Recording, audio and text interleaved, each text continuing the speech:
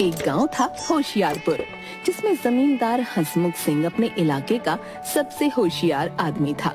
किंतु उसमें एक ही खराबी थी, वो ये कि उसे दूसरों को परेशान करने में मजा आता था।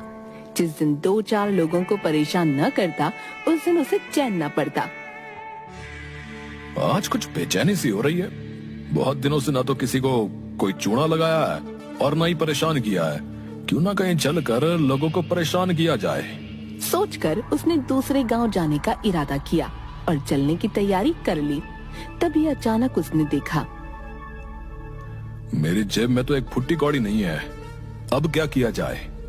मैं कैसे उल्लू बनाऊंगा लोगों को? अरे सुनती हो? अरे घर में कोई चीज है जो मेरे काम आ सके?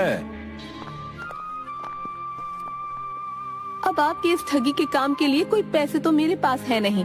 सेर भर घी होगा, इसी को बेचकर अपना काम चलाओ।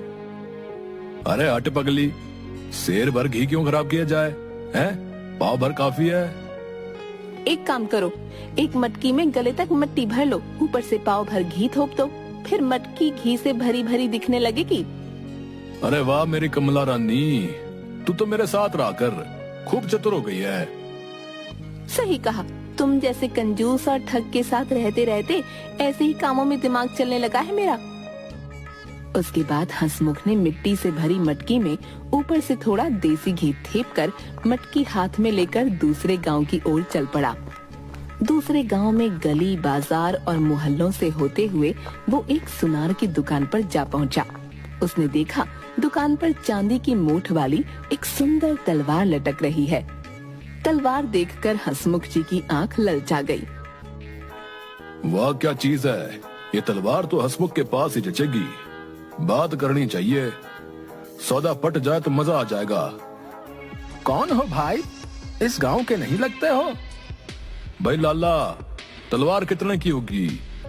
अपनी गंजी खोपड़ी को खुजलाते हुए लाला जी बोले। तलवार तो सस्ती है, लेकिन तुम कहां से आए हो और इस मटके में क्या है? लाला जी, इस मटके में गांव का शुद्ध देसी घी है, एकदम ताजा घी। घी देखकर लाला के मुंह से लार टपक पड़ी और लाला बोला, देखो भाई, ये तलवार भी शुद्ध चांदी की है।